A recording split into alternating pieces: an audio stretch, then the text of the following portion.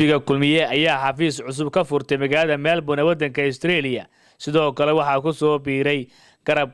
ka soo digarogtay xisbiga wadani kuwaas oo horkacay gudoomiyihii hore xisbiga wadani ee waddanka Australia Xuseen Xasan Caafi hadaba anigoo ah gudoomiyihii xisbiga wadani ee magaalada Melbourne ee dalka Australia kana tirsan golaha dhexe ee xisbiga wadani waxaan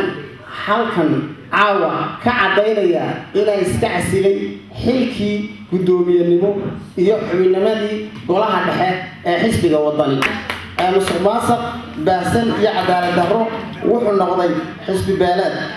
xisbiga wadani wuxuu noqday xisbi badan oo aan siyaasad lahayn sidaa darteed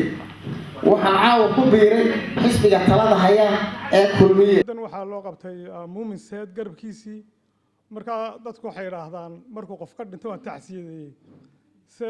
dhibaatadii kaga dhacday muumin seed iyo taageerayaashiisa dhibtii loo geystay waanu ka tacsiyadeynaa mar labaad in badan waanu ka kulmiye marka la yiraaho cidi ma laha waliba markaan anigu nii sheegayo qof baale iyo cid baale ma laha markaan ka hadlayo degmada Axmed Dagax ee leeyahay waxa weeye hanti culus baa naga jirta run ahaantii ninka yiraah xisbiga kulmiye muxuu qabtay waa adceeda cad ee muuqata ninka yiraah adceed baa sacab saaraya aqliga meeg weynta taageerayaasha tirada badan ee madax iyo mas'uuliyiin bale ee ka soo digarrugtay ka soo go'ay xisbiga dhaliisha badan dul hoganayso ee wadani gacantii cirragu taagay maalintii isagoo qoslay nin intuu gowracay nin intuu mar hore gowracay haddana isagoo qoslay waanu codeeyay taas ayaa musharaxaad iyo sawirka xifdi iyo waxaan ka cadeynayaa anoo ah gudoomiyaha guud ee xisbiga kulmiye xasan axmed inuu xuseen xasan caafi inuu yahay gudoomiyaha gobolka Victoria Melbourne ee xisbiga kulmiye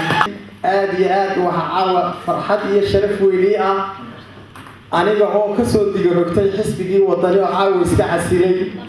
in haddana maanta la ii magacaabo xisbiga talada haya ee kulmiye waa farxad aad u weyn waxaan filayaa inay tahay arrin aan dhicin oo uguba waxa lagu qabtay xaflad lagu soo dhaweynayo garab ka soo digarogtay xisbigaasi wadanigaas kuwaas oo horkacay gudoomiyihii hore xisbiga wadani Xuseen